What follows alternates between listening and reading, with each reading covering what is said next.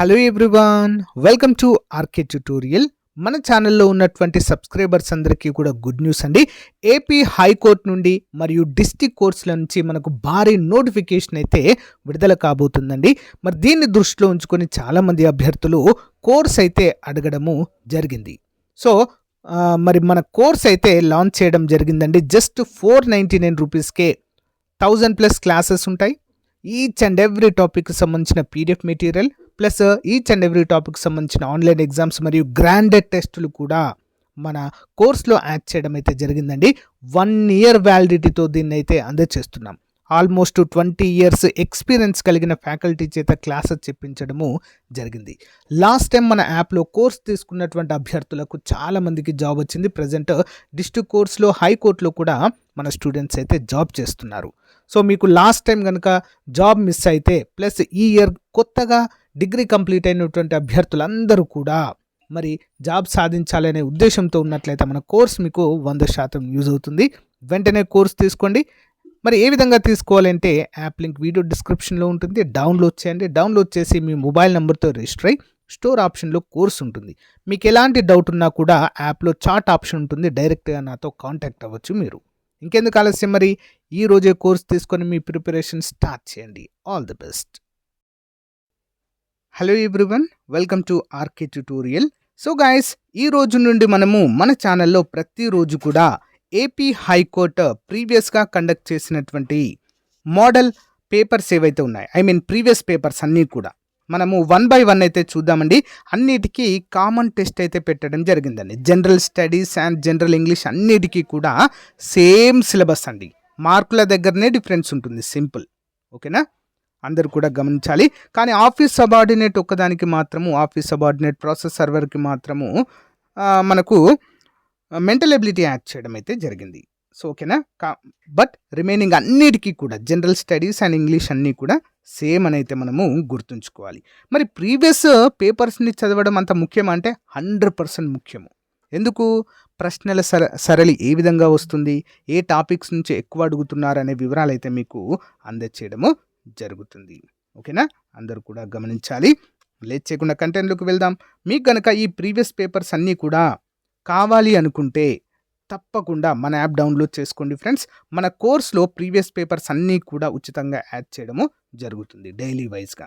అంతేకాకుండా ఇప్పుడు కనుక మీరు కోర్స్ కనుక తీసుకుంటే మనది ఓకేనా, విత్ ఇన్ 1.5 monthలో అంటే డైలీ వైజ్గా టాప్ 25 గ్రాండ్ టెస్ట్లు అందజేయడం జరుగుతుందండి. మీరు ఎన్నిసార్లైనా పరీక్ష రాసుకోవచ్చు. ఈ గ్రాండ్ టెస్ట్లని ప్లస్ పీడిఎఫ్ కూడా అందజేస్తాను. ఓకే, లేట్ చేయకుండా కంటెంట్లోకి వెళ్దాం. ముందుగా చిన్న లైక్ చేయండి వీడియోస్ని చూస్తున్న అందరూ. ఈ క్రింది వారిలో భారతీయ మతపరమైన ఆచారాల ప్రక్షాళనకు అంకితమైన నిరంకారీలు అనే ఉద్యమాన్ని భారతదేశంలో ఎవరు స్థాపించారు? నిరంకారీలు.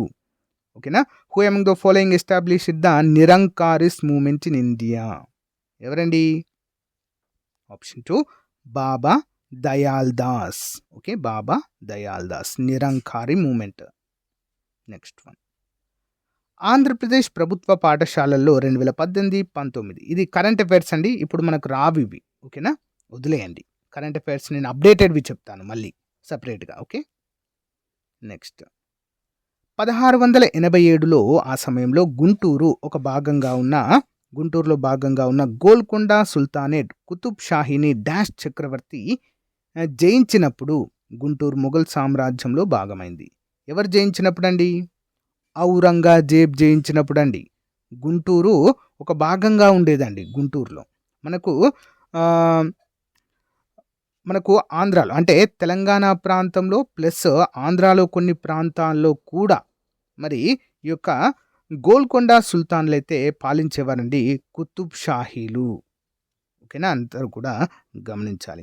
అయితే కుతుబ్ షాహీ రాజును ఓడించి ఔరంగజేబ్ గుంటూరులో ఉన్నటువంటి కొంత భాగాన్ని సుల్తానేట్ను ఆక్రమించడం అయితే జరిగింది. ఓకే, నెక్స్ట్ ఇది కూడా కరెంట్ అఫైర్స్ అండి, వదిలేయండి. ఓకే, సామూహిక విద్వాంస ఆయుధాలు మరియు వాటి పంపిణీ వ్యవస్థల సవరణ చట్టం 2022 లోక్సభ ఎప్పుడు ఆమోదించింది? Important question.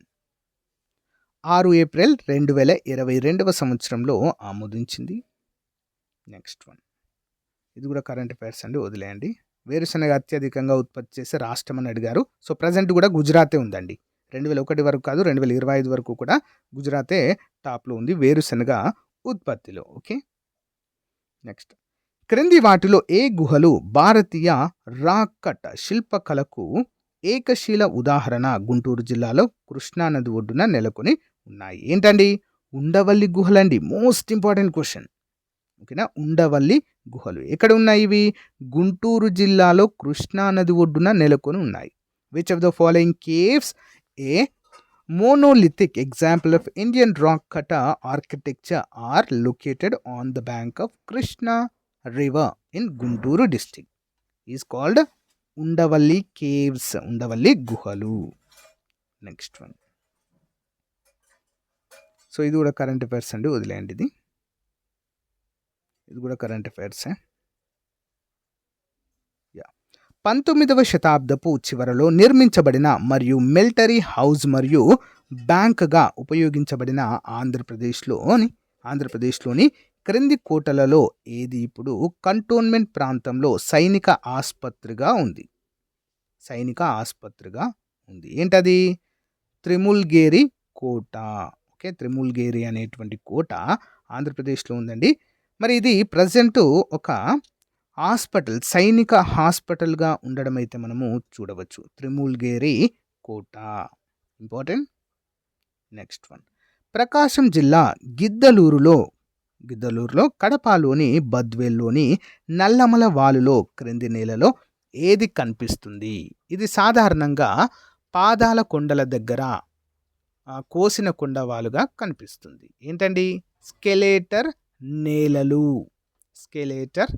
నేలలు. Next one. ప్రధానమంత్రి వయ వందన యోజన అనేది ఏ రకమైన పథకము? ప్రధానమంత్రి వయ వందన యోజన ఏంటండి? పెన్షన్ పథకము. ఓకే, ఇదొక పెన్షన్ పథకము, ఇంపార్టెంట్. Okay, next one. ఇది కూడా అవసరం లేదండి, చూద్దాం. ఓకే, 2015 కదా. ఆంధ్రప్రదేశ్లో 1 జనవరి 2015 నుంచి 5 ఫిబ్రవరి 2019 వరకు మొత్తము 3,474.57 హెక్టార్ల అటవీ భూమిని డాష్ కింద అటవీతర ప్రయోజనాల కోసము మళ్లించారు.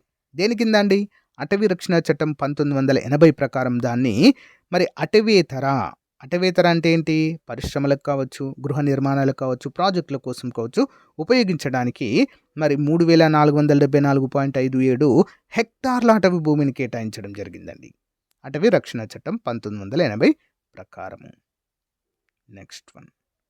క్రింది వారిలో 19వ శతాబ్దం మధ్యలో గోదావరి నదిపై మొదటి భారీ నీటిపారుదల ప్రాజెక్టు అయినటువంటి ఆనకట్ట నిర్మించిన బ్రిటిష్ సివిల్ ఇంజనీర్ ఎవరు?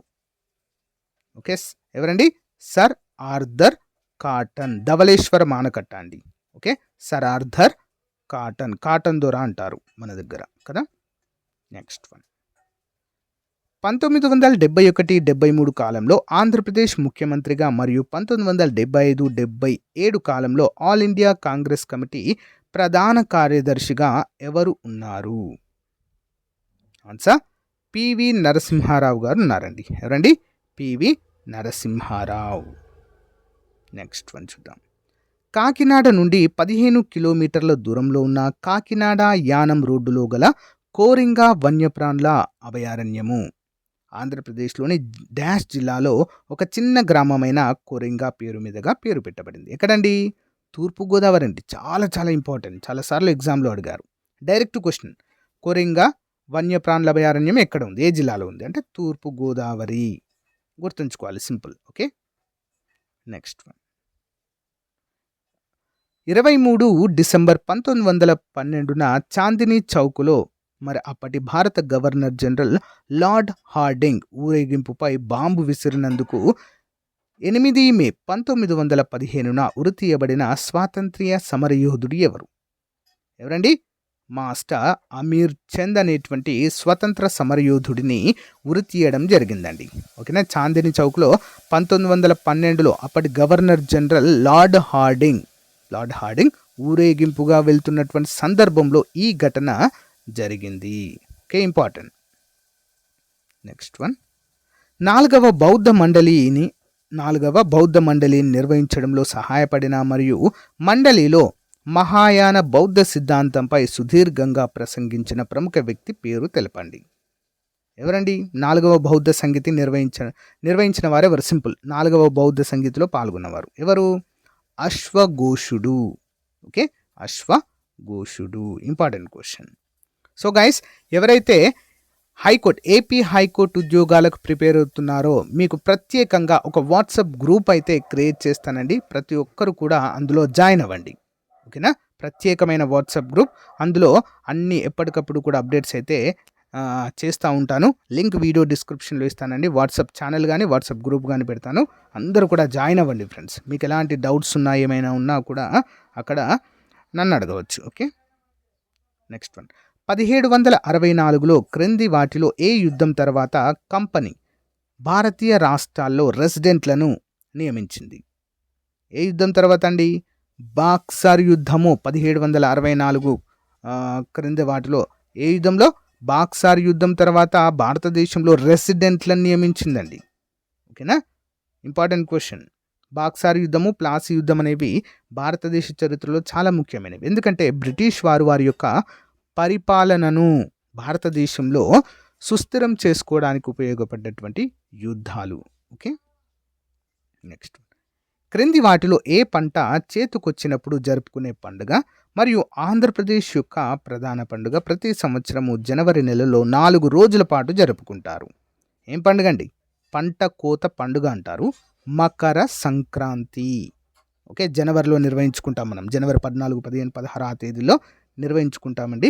సో ఇది సింపుల్గా చెప్పాలంటే రైతులు వారి పంట చేతికొచ్చినటువంటి సమయంలో ఆనందంగా జరుపుకునే ఒక పండుగ. Okay, simple. నెక్స్ట్ వన్ చూద్దామండి. 2021-22లో ఆంధ్రప్రదేశ్ ఈ గవర్నెన్స్లో 4వ స్థానాన్ని సాధించింది మరియు డాష్లోని పథకాల లబ్ధిదారులందరికీ ప్రత్యేక నగదు బదిలీ ఎలక్ట్రానిక్గా చేయబడింది. ఏంటి? నవరత్నాలు. సో ఇది రాదులేండి ఎగ్జామ్లో.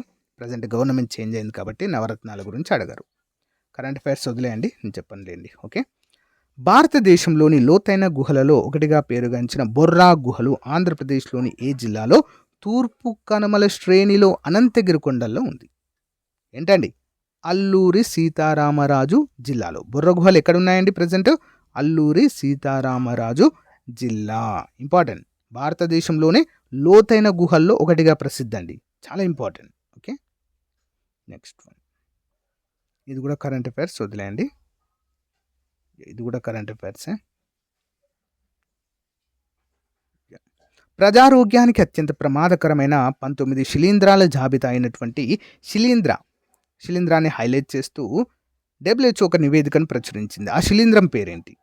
ఏంటండి వాటిని? ప్రియారిటీ ప్యాథోజన్స్ అంటారండి వీటిని. Priority pathogens. Next one. Vedavathi నది. ఏంటండి? వేదావతి నది పశ్చిమ కనుమల నుండి ఉద్భవించి కర్ణాటక మరియు ఆంధ్రప్రదేశ్ గుండా ప్రవహిస్తుంది మరియు ఆంధ్రాలోని కొన్ని ప్రాంతాలలో దీన్ని డాష్ అని పిలుస్తారు. ఏంటండి? నది పేరు వేదావతిని ఆంధ్రప్రదేశ్లో ఏ పేరుతో పిలుస్తారు? కర్ణాటకలో కూడా ప్రవహిస్తుందండి. ఇది ఏ పేరుతో పిలుస్తారు? హగరి. ఆప్షన్ 2 అండి, Hagari. Important question. Next one చూద్దాం. ఇది కూడా కరెంట్ అఫైర్స్ అండి, వదిలేయండి. కరెంట్ అఫైర్స్ చాలా చాలా ముఖ్యమండి. బట్ మనము లేటెస్ట్ చదువుకోవాలి. మన ఛానల్లో ప్రతిరోజు కరెంట్ అఫైర్స్ అప్డేట్ చేస్తున్నాను కదండి, తప్పకుండా ఫాలో అవ్వండి వాటిని. ఓకే, క్రింది వాటిలో హర్యానాకు చెందిన సాంప్రదాయ నృత్య రూపం మరియు ఒక సాధువు జ్ఞాపకార్థం జరిపే ఊరేగింపులో ప్రదర్శించబడిన నృత్యం ఏది? ఏంటండి? గుగ్గి అంటారండి. గుగ్గ. ఓకే, గుగ్గ అనేటువంటి పేరుతో పిలుస్తారు. ఇది ఎక్కడ ప్రసిద్ధి అంటే హర్యానాలో ప్రసిద్ధి అండి. Okay, important. Next one. ఇది కూడా కరెంట్ అఫైర్స్ అండి, వదిలేయండి. క్రింది వాటిలో అరకు లోయ వంటి ఆంధ్రప్రదేశ్లోని తూర్పు ప్రాంతంలో గిరిజన తెగలు ప్రదర్శించే నృత్య రూపకం ఏంటండి? తింసా నృత్యం అండి. Important question. ఇక్కడ అరకు లోయలో ప్రసిద్ధి. అరకు లోయలో కాఫీ కూడా పండిస్తారండి. జిఐ ట్యాగ్ లభించింది దానికి. Geographical indication. చాలా ఫేమస్. ఓకే, ఇక్కడ గిరిజనులు చేసేటువంటి నృత్యం ఏంటి? తింసా నృత్యము. Next one. ఆంధ్రప్రదేశ్ వాతావరణం సాధారణంగా వేడిగా మరియు తేమగా ఉంటుంది. రాష్ట్ర వాతావరణాన్ని నిర్ణయించడంలో డాష్ ఋతుపవనాలు ప్రధాన పాత్ర పోషిస్తాయి. ఏ ఋతుపవనాల ఆధారంగా ఆంధ్రప్రదేశ్ మరియు తెలంగాణలో వర్షాలు సంభవిస్తాయండి? ఈశాన్య ఋతుపవనాలు, నైరుతి ఋతుపవనాలు. ఓకేనా? ఫస్ట్ నైరుతి ఋతుపవనాలు భారతదేశంలోని కేరళకు తాకుతాయండి జూన్ 5న. తర్వాత అదేవిధంగా ప్రవహించి ఆంధ్రప్రదేశ్ మీదుగా వెళ్ళి సో భారతదేశం మొత్తం కూడా విస్తరిస్తాయి. అవి మళ్ళీ తిరిగి వెనక్కి కూడా ప్రయాణిస్తాయి. వాటిని ఈశాన్య ఋతుపవనాలు అంటాము. దానివల్ల వర్షం సంభవించే ఏకైక ప్రాంతము తమిళనాడులో అండి. ఓకేనా? గమనించాలి.